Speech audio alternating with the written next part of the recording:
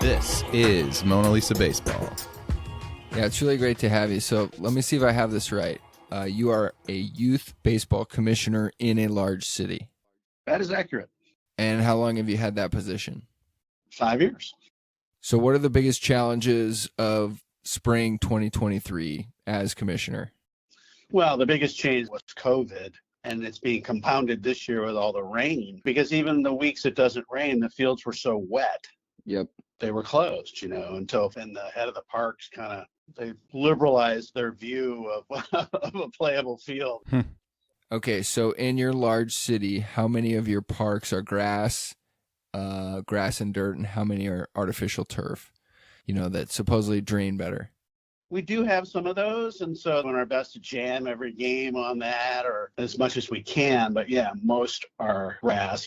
I think we have at least 8 artificial turf diamonds. Do you think that's a number that's going to continue growing? One of the things that encroaches on youth baseball is soccer. And soccer is just a juggernaut. And okay. when they build new things and everything, they're new soccer fields.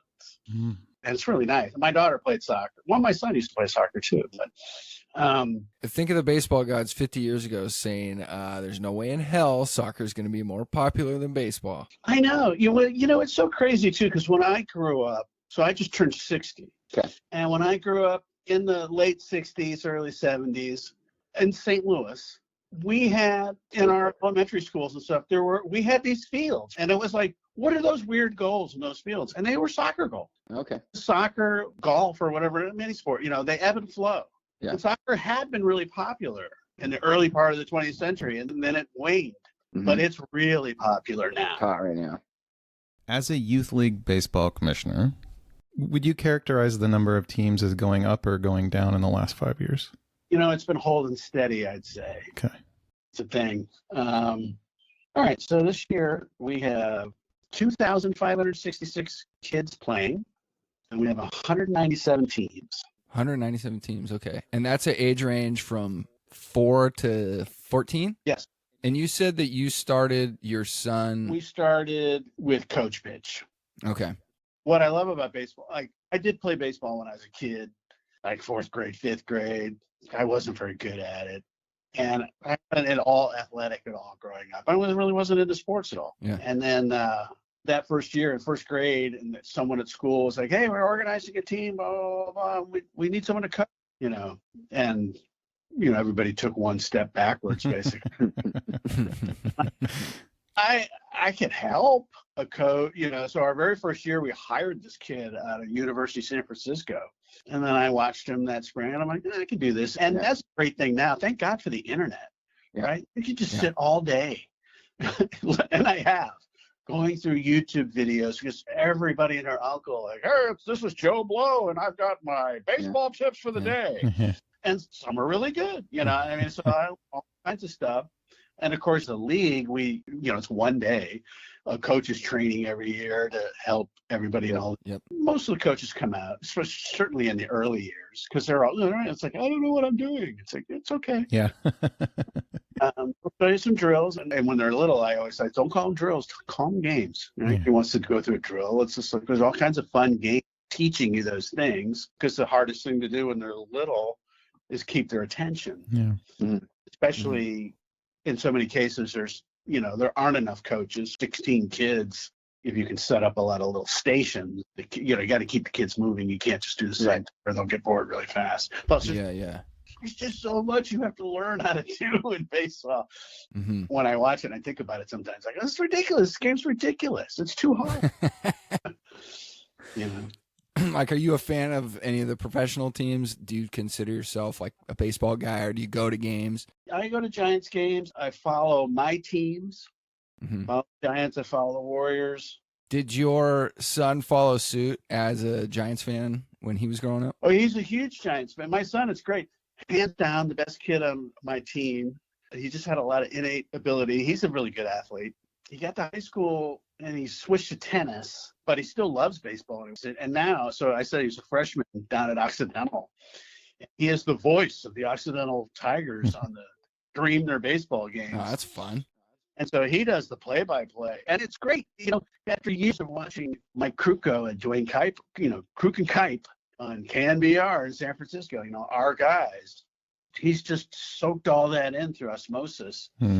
And so you listen to him call those games, and you think like, Jesus, it's like you've been doing this your whole life. And it's like in your head you were. Yeah, that's great. Yeah, I've always wondered that job, if you have to think about doing your job, or can you just put it on autopilot like you drive a stick shift if you know what you're doing and you just don't even have to think about it, you just talk. Like it just happens. Yeah, he soaked up all that nomenclature, just the stuff. It's, it's not like he doesn't use he hits it high, he hits it deep. Grab some pine, meat. I can't remember what he's worked on his own, when he's got what was Johnny Miller's adios pelota. Yeah. And I never really liked that one. Oh, it's great. Come on. We're so lucky here in the Bay Area. I don't know. It sounded a little forced. I love John Miller too. Love John Miller. That was probably the lone, not my favorite part of John Miller. John Miller's grown on me. I didn't used to like him as much. Interesting. Just love Dwayne and Mike. I got 2 words for you guys. Hank Greenwald. Yeah, that's old school. Yeah, I remember when the year that they got John Miller, they also got JT Snow, and that was the joke, was the best guy they got this year was actually John Miller. Right. Oh. And JT had a banner first year. He had some pretty lean years, but hell of a first baseman. Well, he had his own section, the view level. It's also my wife's all-time favorite player. And a friend of mine, actually, that I'm hoping to interview later this season, played golf with him. And I got to tell my wife, hey, guess who we played golf with today? Who? JT Snow. And the answer was, shut the fuck up. Okay, one question I got is I want to know about the cost of playing a year of ball. And do you think there's kids out there that would want to play that can't? Are there scholarship programs for those type of kids? I'm signing my kid up for T-ball. What do I owe the league? It's pretty cheap for us. It's $98. Oh, man. I was thinking 300. That's great. So from 4 years old to 8 years old, that includes the jersey. Oh, yeah. Get a uniform with that. Okay. Yeah. Stirrups? It's a really good. Oh, man. I love No, stirrups. They're painted on the socks now. Yeah. Such a good question. It's just socks. But yeah. I always like whoever rocks the stirrups. I'm always yeah. Oh, yeah. too. I'm a big fan. Soft spot. Our teams are either like parish teams and public school, not necessarily the school team, but like my team, we had enough kids from one elementary school and we had our little team. Other than that, it wasn't associated with the school. There are some middle schools where it is, it's the athletic director putting it together. They pay the fees, and however it's handled on the other end, I don't know. But it is. It's like this is the such and such school team, or a town, and then we have platinum down to bronze, or our levels. We have a description for each, and it's up to them to sort of self-assess and say, okay, we want to play at this level, and then. And for the most part, it works. But, then I had some people like, oh, man, I put myself in the wrong division. We just played a game. We lost 15-0. And most of the time, and this year was no exception, it's like, yeah, I really can't do anything of it. It's so, people just don't get how complicated it is to try to change a schedule. Can't you just move me over here? It's like, oh, my God. Here and then there. And that means that then I have to move those other guys over there. It just becomes this very tangled mess. Yeah. And then it rains. Yes. I got to ask you, does that mean there's 4 divisions, platinum, gold, silver, and bronze? Yeah. Okay. And then depending on the numbers, we might have to move people around, or we might, even it out. Those kind of travel teams or whatever, they're platinum. And if I had my way, they would always just be in their own division. Because even though it's like, hey, look, these kids aren't on one level any better than kids other places, right? They're paying a lot of money to play. Now, those kids play a lot to play ball. I know they do a sliding scale, but the people that aren't are paying, I don't know, like $200-300 to play baseball. In theory, also going to some tournaments outside the city and stuff too, maybe in the summer. We also have an all-star program in the summer where we go to tournaments. One thing that I have a question I'm not really clear on is, At first, I thought Little League was within kind of your umbrella, but then it sounded like it's separate. I don't really know the difference. Little League's just a between- completely different organization. They have different rules. For example, they don't have stealing. Pony is very much, and not everybody who plays Pony agrees with it, but like we play by baseball rules. Right. Wait. When was stealing banished from Little League? Because Yeah. This is the first I've heard of it. Yeah. Yeah, I should be clear. You can't go until like the ball crosses the plate. Oh, sure. So I Yep. shouldn't have said that. Same There's thing. no Yep. lead off. oh, okay. No pickoffs. When we do the coaches training, I always tell these coaches, say, like, if you're at the 9-10 level, which is the one I usually do, which is Mustang, I'm like, guys, you got to remember, this isn't baseball. This is Mustang baseball. It's going to be different. Mhm. We play by regular baseball Mhm. rules. So what do you think that means? It means the minute a kid gets on first base, 2 pitches later, he's at third. Yeah. Right. Yeah. Yeah. No Right. way. It's the rare 9-year-old, 10-year-old catcher, even on that small diamond, who's ever Yeah. to make that throw to second. So many things have to go perfectly to throw a guy out. Yeah. Mhm. But the kids are having fun, and that's goal number one, right? And that's, you have to constantly Yeah. remind all these parents and everybody, we lost 15-0. It was humiliating. It's like, did you check in with your kids? They were humiliated. I would love to go back and coach now. I'd be such a better coach. I was a decent coach, right? But my attitude would be so much better now, right? Yeah. Remember back then, I could lose 15-0, and my guys, we were doing our after the game huddle, and they're goofing around, and they just play baseball all day, and I was more like, aren't you guys bummed out that we just lost? And it's like, now I'm just so much smarter now. Like, no, they don't care. Yeah. I mean, it was still fun. They still ran around, and the kids that are really good have fun. And the kids that aren't that good, they have fun. So, and don't just plant them out in the outfield, let them try out some, that's the first thing. It's like, look, because if they're not having fun, they're never going to go on to play baseball. All right.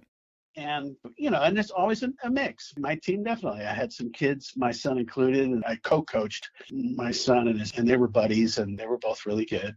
And then there were kids who just kind of wanted to hang out with everyone else. They didn't always get the same amount of play time. The rule in our league is everybody has to get at least one at bat Mm-hmm. and be in the field, so that everyone gets a chance to play. Because there's coaches out there, they're just like, it's, hey, this isn't high school. You can't just stick that kid on the bench for all season. How many innings do they have to play in the field?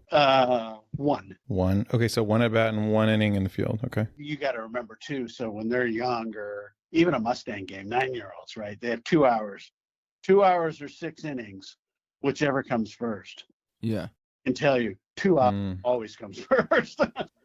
Is that In right? bronze, it'll be like, I've seen games, they only got 2 innings in 2 hours. Oh, wow.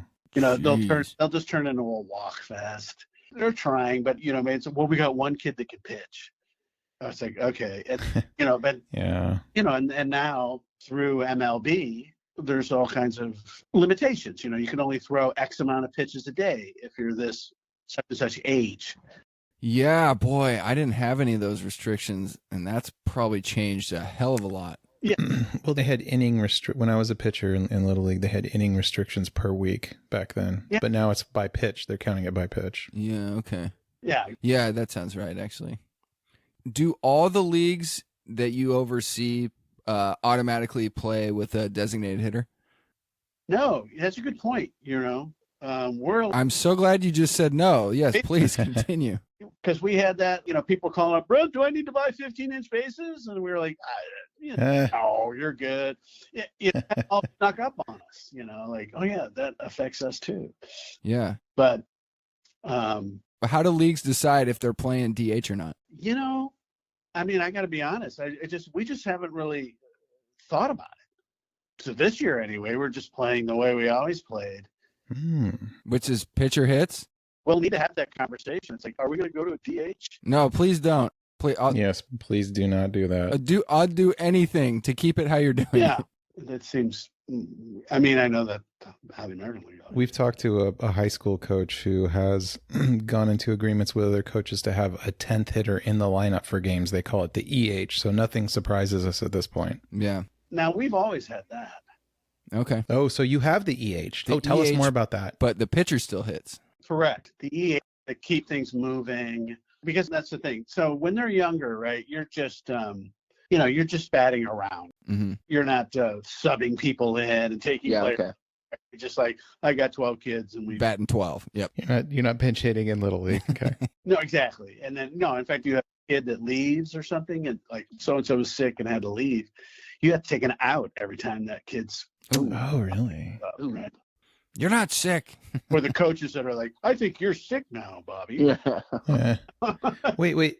So does that mean that everyone's in the lineup? Yeah. Yes. Oh, okay. For T-ball, All right. up through, you don't have to at Mustang, that's 9 and 10 years. Yeah. But when you're a coach, it's really hard to do. Mm-hmm. But certainly by Bronco, which is 12 and 11, and Pony, which is 14, 13, then they're doing it, But not everybody does it. It's maybe if you're playing at the bronze level, even at that age, Yeah. just playing through the lineup because the coach is like, it's too hard. I mean, I spent a lot of time working my line. You can't do it on the fly, especially when you add that wrinkle in of like, hey, everybody has to play. Right. Mm-hmm. So you had to figure it out ahead. All right, we're going to start with these guys. If the ultimate goal is for everyone to have fun, then like why fiddle with the lineup in the first place? Really? Yeah, that's true. That's true. You're right. But by the middle school age, people are, again, if you're playing at the gold or platinum level at the middle school age, you're still trying to have fun, but you are also trying to play, realistic baseball. And so, Yeah. right. So when you're younger, you're just batting through the lineup and you're switching kids in and out of positions whenever you feel like it. Defensively, yeah. Flinging it. Okay, Joe, you go from second base and you're on left field now. And, Frank, you come in, move around so that everybody gets a chance to be all over the place.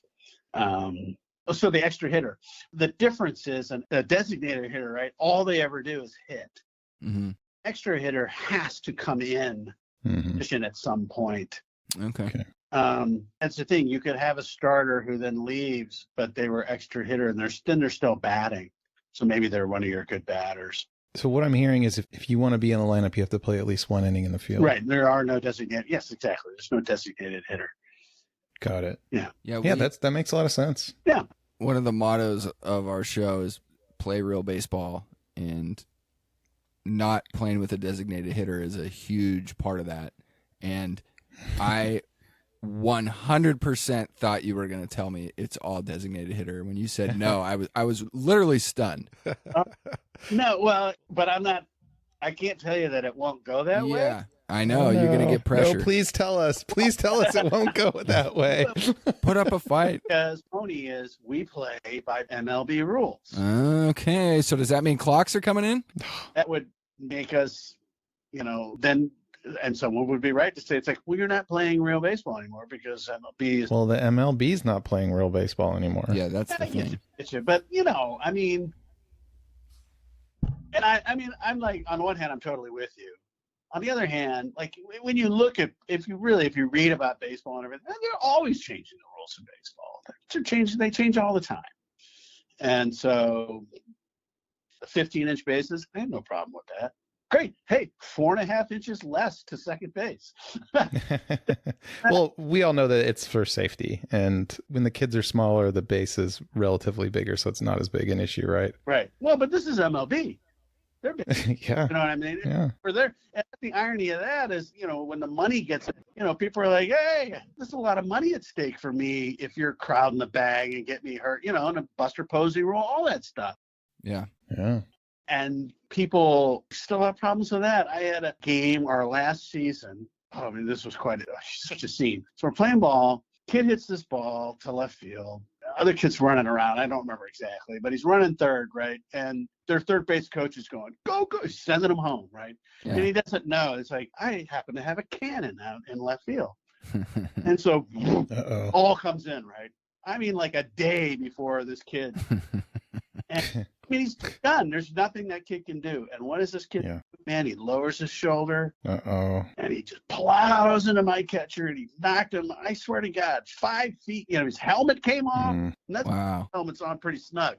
And man, those stands exploded. And Oh, I bet. Oh boy. And this kid's dad is up in the bleachers like, that's baseball. That's Yeah. That's how you play. And I was just like, dude, what planet are you on? I mean, Yeah. have you never heard of Buster Posey? It's like, no one plays it that way anymore. Are you around since Ty Cobb? I'm so glad you said that. So when are you going to ban the shift in Mustang? But he does the shift, and The only reason why that would be pertinent is I never saw a shift either, but you're not allowed to now stand on the grass. You have to stand on the dirt. Well, your toes have to be on the dirt, but he's glad they banned the shift. I think that, to me, and that's one of those things.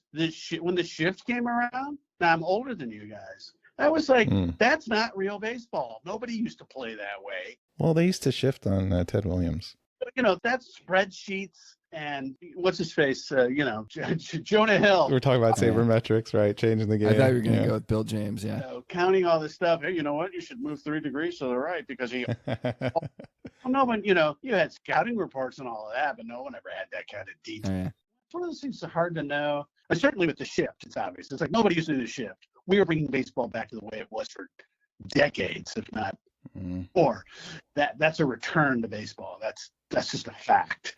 Oh, wow. We could do like another 4 hours on that topic alone because both of us are adamantly opposed. No, it's a good point. It's a good point. Adamantly opposed to banning the shift. You can say they shifted on Ted Williams, but they also shift way more now. They're both correct. Yeah. It's totally different. I mean, you can look that up online. Like, who was the first team to do the shift? Everybody's like, Jesus, what the hell? Where'd that third baseman just go? Right. I mean, I want to gamble. It must have seemed like at the time. It's like, really? You're just going to leave that whole? I mean, you're telling me it's impossible for that batter to, statistically, he cannot hit the ball over there. Maybe he should learn how, or maybe he shouldn't get drafted. Yeah, well, and occasionally you would see it, though. I remember, like, Belt, he always had a very severe shift, and he started, he bunted over there. Like, there you go. Yeah, what a stud. That's Moneyball, right? Just get on first. That's all you need to do. Yeah, he gets on base. Well, look, if they're going to hyper strategize against you, then there's a counter strategy, and that's why baseball is beautiful, because you can go the other way. Yeah. If they shift on you. It's like, here's a wide open gap. Go that way. It's right there in front of you. Oh, I can't. You can't? You can't? Right. Are you serious? Well, and they did it long enough. I mean, so why didn't it happen more? I mean, I think it's the Barry Bonds philosophy, which was, you play me however the hell you want. I don't care. I will hit it as hard as I can, and it doesn't matter to me what you do. But he did have the ability to hit to left field, and I saw him do it a couple times. Not much, but I mean, the thing with him is he's just trying to hit it out of the park. And it's like, it doesn't matter where you're playing if I bomb one. Well, Will Clark recently spoke out on this. And what did he say? Yeah, the Will Clark interview that I heard, I think it might have been with Bernsey that used to play for the A's. Anyway, he was just perplexed. Basically, it's like, well, it's right there for you. And the defense is meant to combat the offense. And so if this guy hits it to the right side of second base every time, why would we have anyone on the left side of the field? And what I thought was interesting about him saying it was the fact that he was a slugging left-hander. But I don't believe they shifted on Will Clark, if I remember right. Well, I guess the one theory would be is, take like Belt. It's just like, well, I could bunt it over there. It's like, well, did you want to play a game where it's like, well, now all Brandon Belt can do is he has to bunt every time. No. If he bunts it enough over there, then they stop doing the shift on Exactly. That would be my take. It's like, hey, raise your batting average up to 350, and by the time they figure it out, it's like, okay, now the right side's open again. If batters could have always learned to fight the shift, then people would have stopped the shift. Correct. So the league just said, you know what, we'll just stop the shift. Yeah, because they don't want to give up home runs. Well, no, they just kept drafting sluggers instead of like versatile hitters. They don't want to give up home runs. There you go. And so, but that's like that's a capitalism, right? You're all you're just, well, we're going to follow the money. Like, well, don't you want to? Right. Yeah, let's bring in the fences. Let's get more home runs. Let's turn this whole thing into a home run derby. Let's paint circles on the field and tell the players where they can play. Well, but I'm saying by getting rid of the shift, now it's like, oh, we'll start getting more versatile hitters. More versatile hitters with a banned shift? Well, Could happen. Yeah. So let's wait and see. It could happen. It could, but that's not.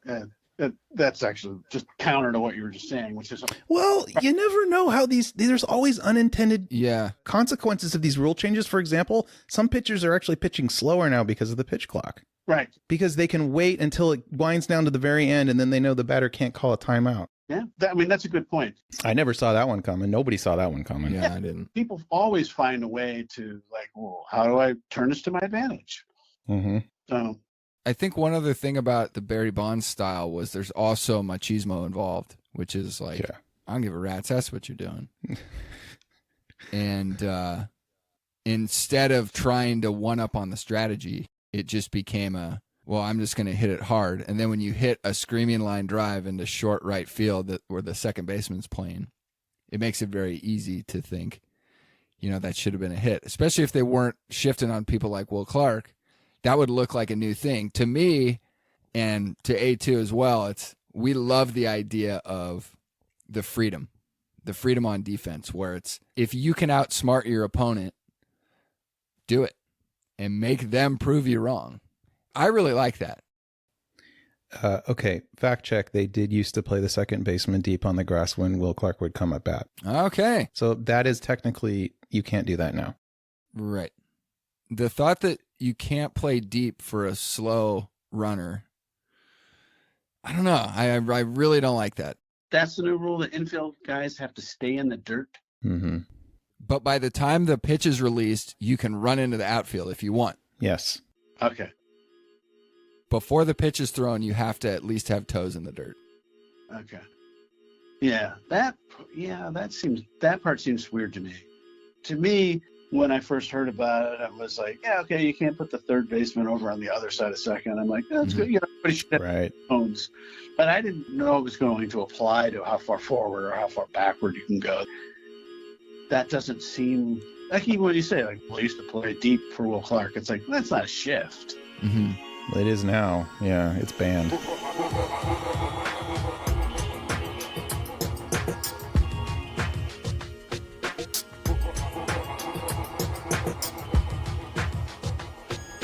We're definitely in the tweak era right now.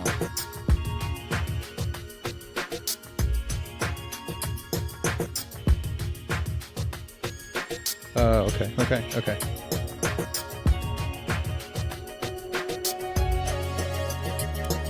A7, we really appreciate all your time, all your insight.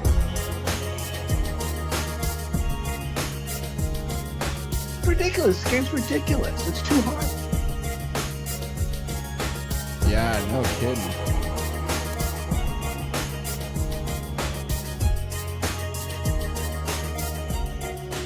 My head just exploded.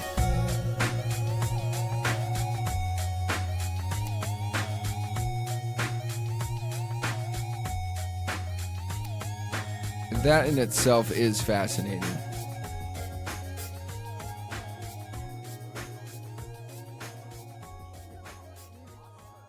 One of the first things we tell umpires is your job is to de-escalate the situation. And I'm like, I'm not good at that. Well, if that person in the stands yelling at me, I'm like, Throw him out. You're going to go Ty Cobb on his ass? Exactly. It's like, hey, don't yell at me. Hey, I'm the umpire B. I'm the commissioner in this league. I'm doing you a favor by being here. I'm here because we didn't have an umpire for this game.